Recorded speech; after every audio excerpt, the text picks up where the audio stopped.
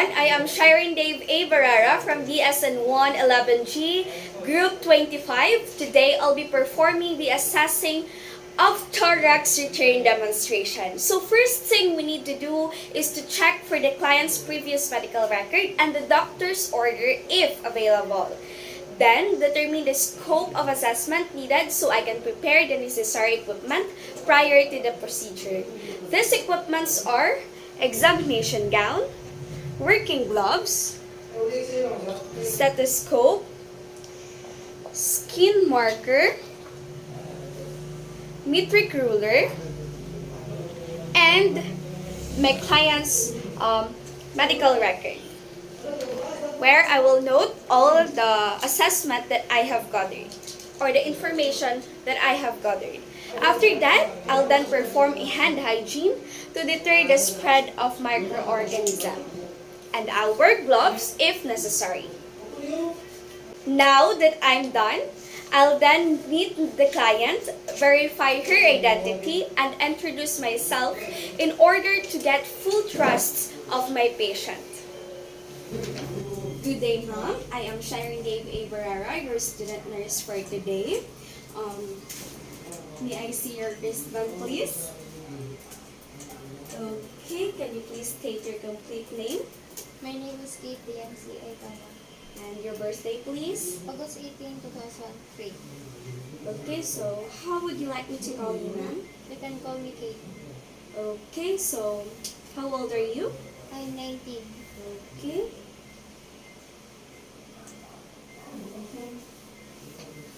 And I get your cell phone number, ma'am? 0951 027 3808. Okay, so I get this. So in case of emergency, we can call you. Okay? Thank you so much, ma'am. So for today, Ma'am Kate, I'll be assessing your thorax.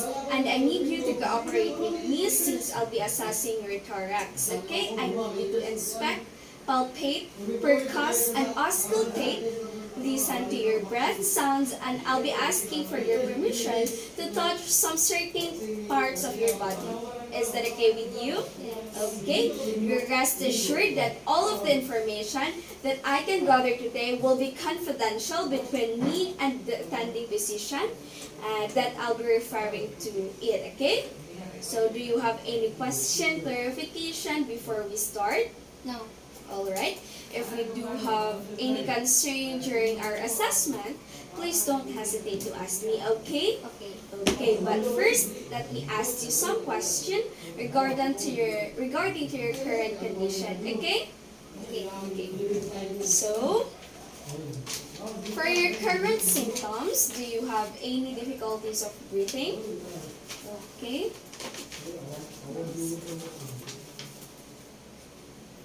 How about chest pain? Cough? None so far. Do you have any respiratory problems? No. How about previous thoracic surgery? None either.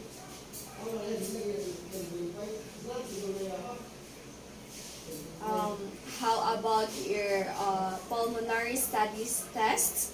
Have you undergone any x-rays or skin tests? Okay. Is there anyone in your family that has lung disease? None. Do you smoke? No.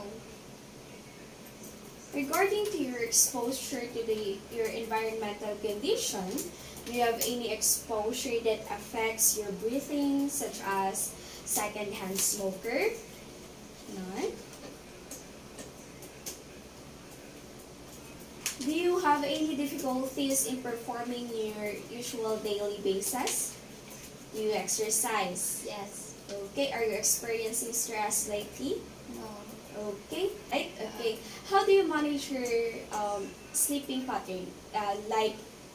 What time do you usually sleep at night? I usually sleep at 8 p.m. And how do you usually wake up? 5 a.m. Okay. Thank you so much for that, Ma'am Kate. So now I already explained the procedure to my client and gathered the subjective data from her. So I'm going to provide privacy to my client by closing the door, which I already did, and close the windows and curtains. Okay, Mom Kate, here's the examination gown. So please change your clothes into this so I can inspect and palpate your thorax, okay? Okay.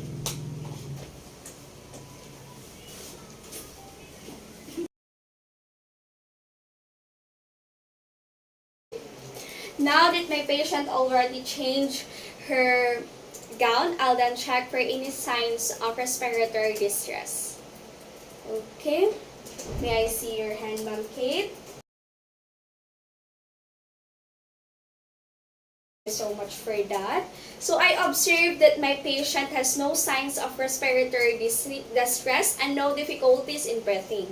Her face color, lips, and chest completely normal and has no unusual sign. Her fingernails are good. It is attached to her nail bed and no unusual color to her capillary fill, and also capillary fill is test is good.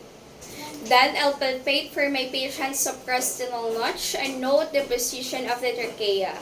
So, Kate, can I lightly press your suprastenal notch? Okay. I'm going to press here.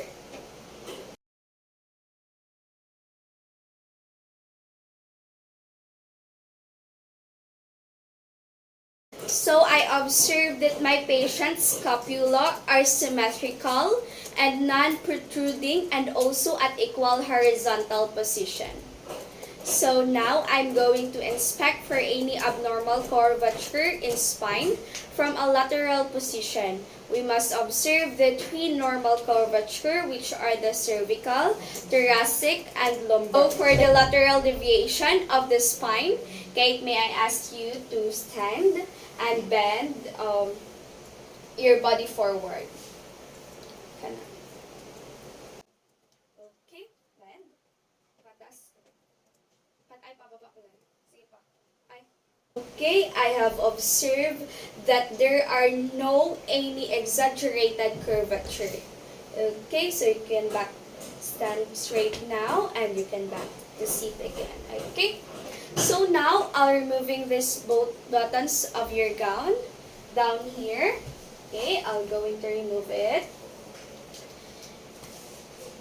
And I will assess for your temperature, your skin integrity. Okay, is that okay with you, ma'am? Okay. I'll assess the temperature of my first patient first using the dorsal area of my hand. I'll palpate for her chest skin using the palmar surface of my hand.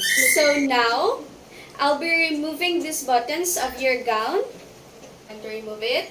So that I can assess your temperature and your skin integrity. Is that okay with you, Ma'am Kate? Yes. Okay, thank you. I'll assess the temperature of my patient first using the dorsal area of my hand and palpate for her chest skin using the palmar surface of my hands. So,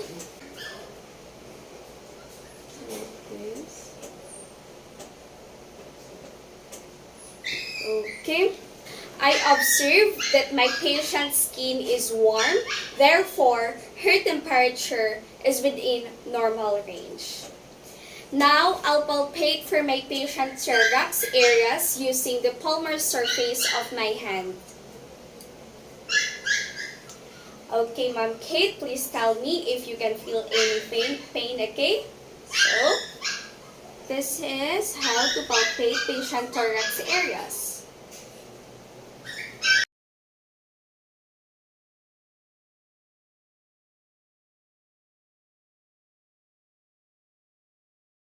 Okay, so after I palpate for my patient thorax, I will note for any bulges, masses, or any abnormal movement when palpating for her thorax area.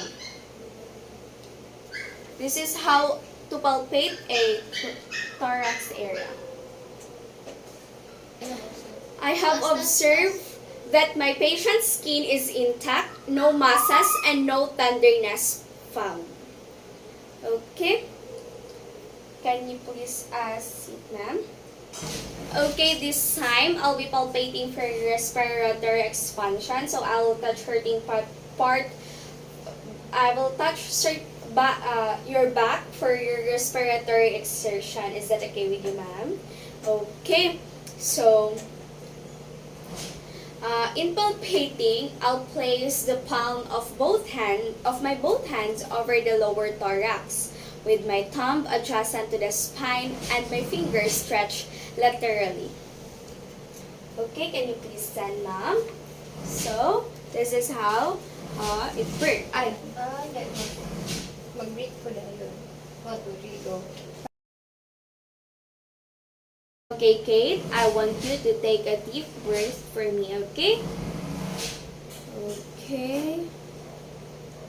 Another one.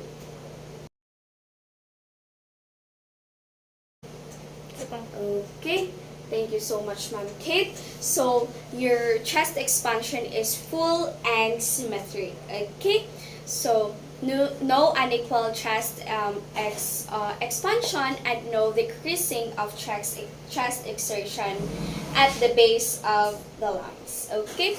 Now, I'll palpate the thorax for vocal tactile fremitus by place the palmar surfaces of my fingertips or the ulnar aspect of my hand, or close the fist on the posterior thorax, starting near the apex of the lungs. So, this time, ma'am, I'm going to palpate for your vocal fremitus. This is to assess for increase and decrease of lung density. Okay?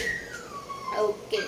So, what I want you to do is you will count 1, 2, 3 whenever you feel my hand touch to you. Okay? Okay. Okay, ma'am. I'll start now. 1, 2, 3. 1, 2, 3. 1, 2, 3. Di ba na ba yun? 1, 2, 3. Okay. So, I have observed that my patient vocal fremitus are bilaterally symmetrical and no decrease and absence of fremitus. So now I'll proceed percussing her thorax and assessing her lung resonance. So Kate, can you bend your head forward and fold your arms across your chest? This separates scapula and exposes more lung tissue to percussion. For this one, I'll be topping her back. So now I'll percuss in the intercostal spaces at about 5 cm or 2 inches, interval in a systematic sequence.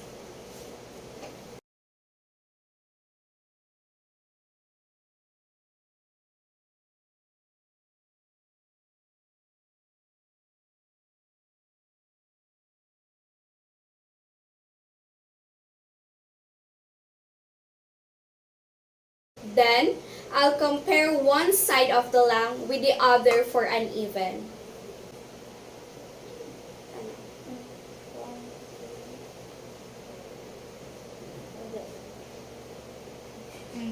Okay? After that, I'll percuss the lateral thorax every few inches, starting at the axilla and working down to the 8th rib.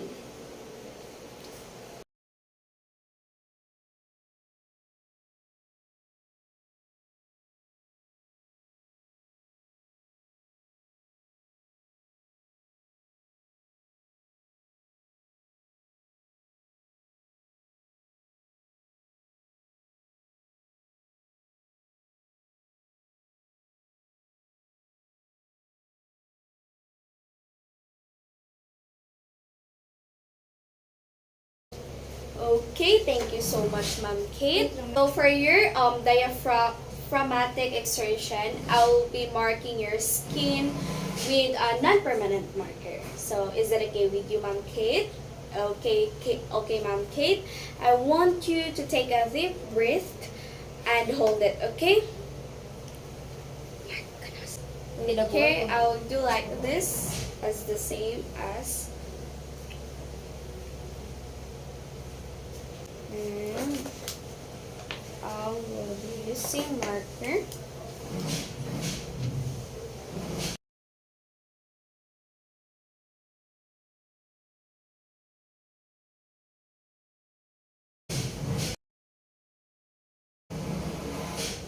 Okay, then I'll mark the level of full expiration since I already gained permission from my patient.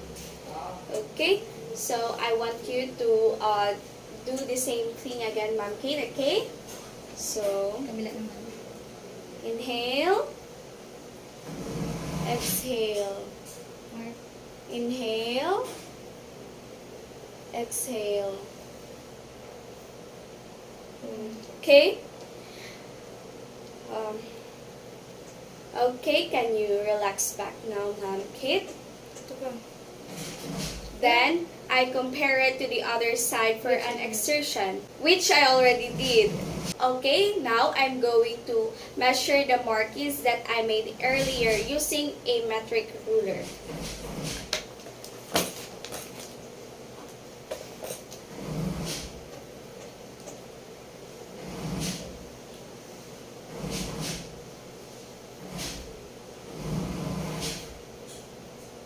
Okay, so my patient has 5 centimeter on the right side and 7 centimeter on the left side. So that means that is an even excursion.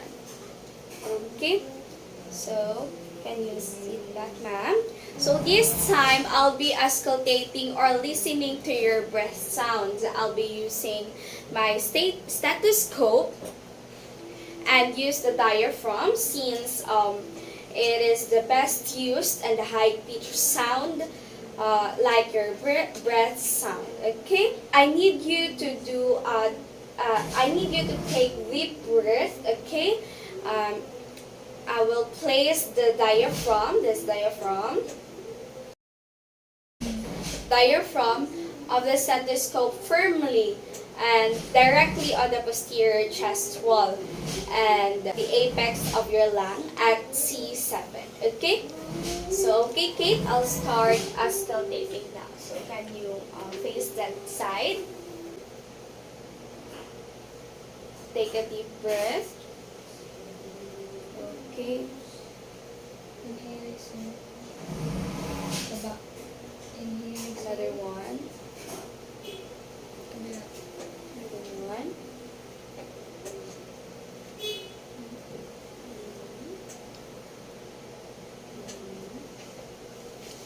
Okay.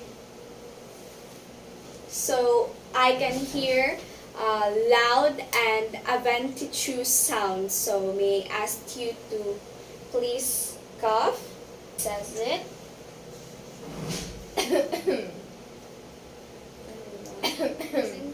Okay. So coughing clears out the sound. Okay. Using the systematic ladder pattern, use the percussion. I will listen to each point to the breath sound during a complete inspiration and expiration. Compare findings at each point with the corresponding point on the opposite side of the thorax. And also note the location on the chest wall where adventitious sound are heard, as well as the location of such sound within the respiration cycle.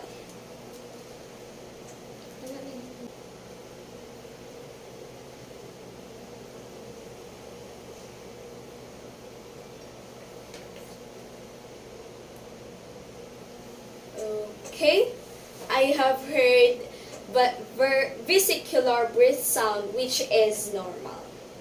So this time, ma'am, I'll be auscultating for your voice sound starting with bronchophony. I need you to say the phrase 99 whenever I auscultate your chest wall, okay?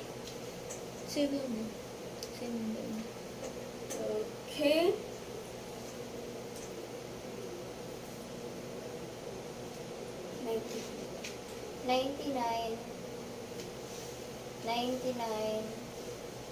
99, 99, 99, 99. Okay? So the sound that I hear is soft and indistinct, which indicates a normal findings. This time, I want you to say again letter E whenever I auscultate your chest wall, okay? Okay. E, E, E, E, E, E, E. Okay? I can hear a soft sound, but still the letter E is distinguishable, so it is normal. Okay, so I want you to whisper the word 1, 2, 3 whenever I auscultate your chest wall again. Okay? Okay. Oh. Whisper 1, 2, 3. 1, 2, 3. 1, 2, 3. 1, 2, 3. 1, 2, 3. 1, 2, 3. 1, 2, 3. Okay? So I can barely hear any sound, and sometimes it's even inaudible, and that is normal. So as I was assessing for your posterior thorax, Ma'am Kate, I observed that your breathing is quiet and you make effortless respiration and your ribs is slow downward. Okay, so now I'll proceed assessing the anterior thorax of my patient. Kit, can you face me? Okay.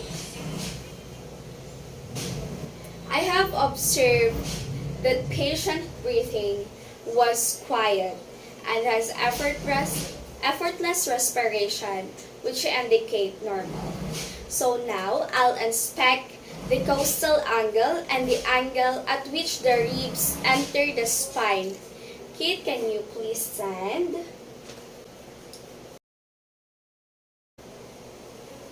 Okay, so I observe that the costal angle of my patient is less than 90 degrees and the ribs insert into the spine at approximately a 45-degree angle, which indicate normal finding. Okay, Kate, you can sit back. Now, I'll palpate your anterior thorax, okay? By doing this, I'll use my finger to palpate for the tenderness and sensation. Okay, Kate, please tell me if you feel any pain during my palpation, okay? Okay. Okay. Like this.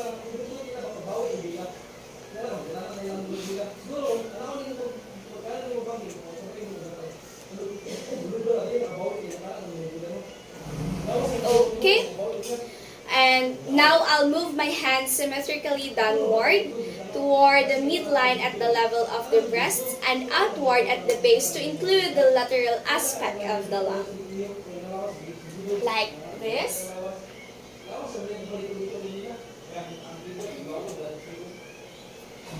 Okay. Then, I'll repeat the sequence in palpating for crepitus and firmitus in the anterior thorax.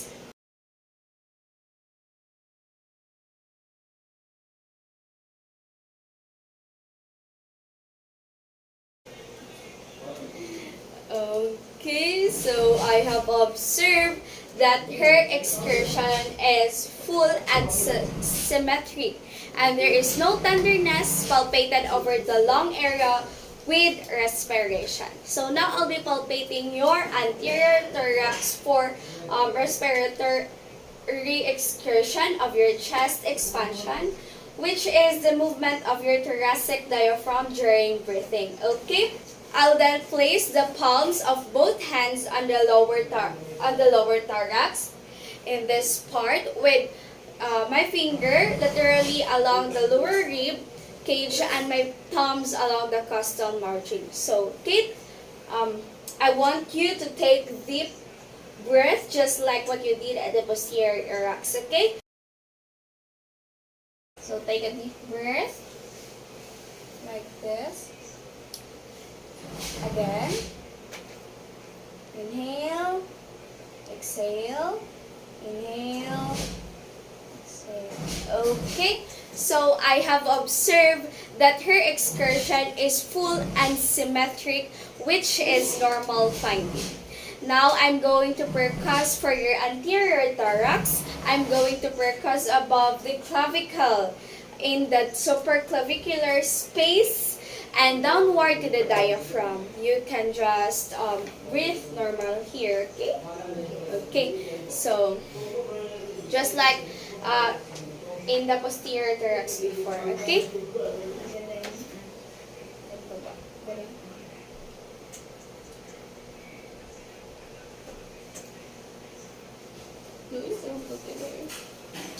Okay. I observe during my percussion is that the notes resonate down to the sixth rib at the level of the diaphragm, but are flat over areas of heavy muscles and bone, dull on areas over the patient and the liver, and tympanic over the underlying stomach. So now I'm going to auscultate for your trachea, okay? So I will use my stethoscope for this.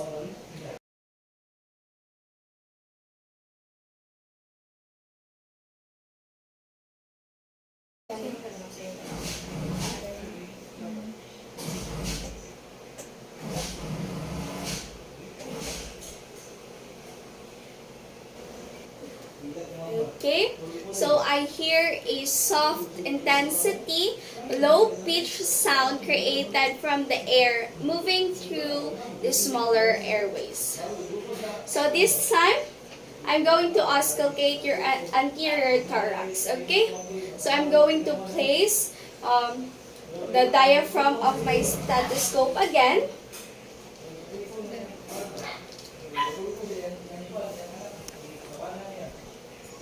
Directly to your anterior chest wall, okay? Then I'll auscultate from the pieces of the lungs, like the above the clavicles, to the bases of the lungs at the sixth rib. Okay? Kate, what I want you to do is to inhale and exhale through your mouth, okay? So this avoid transmission of sound that may occur during nasal breathing. Okay? So I need you to take deep breath, then exhale whenever I take it. Okay? Now, I'll listen to each side for at least one complete respiratory cycle, and I'll listen for the normal breath sound and adventitious breath sound, followed by the systematic bladder patterns. Deep breath. Oh, sige.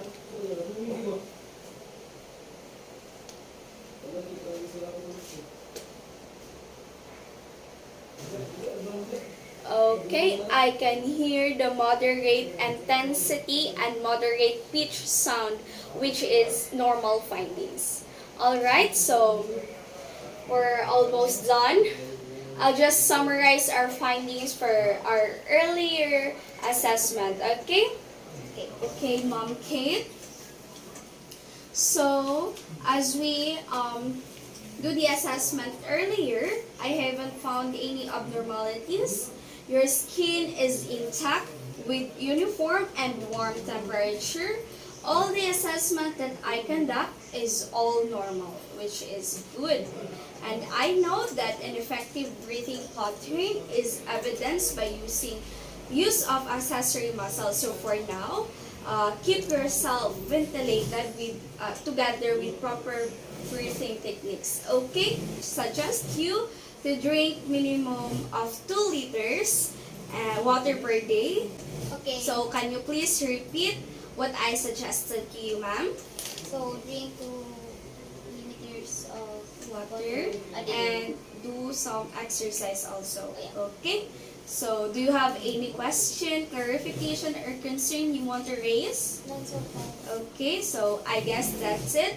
Thank you so much for your cooperation, Ma'am Kate. And have a good day. Then after that, I'll do the aftercare of the equipments that I used, dispose the equipment that I've used, and I will perform a hand hygiene to deter the spread of microorganisms.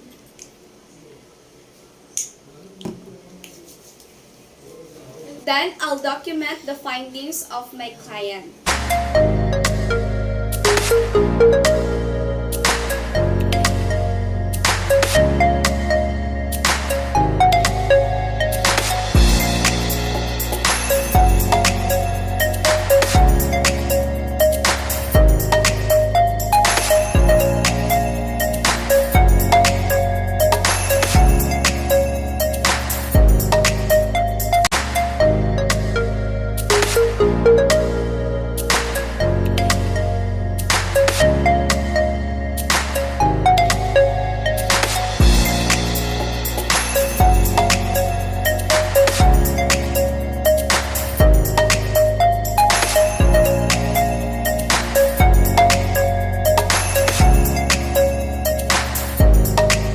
That's all for assessing the thorax and lungs return demonstration. Thank you.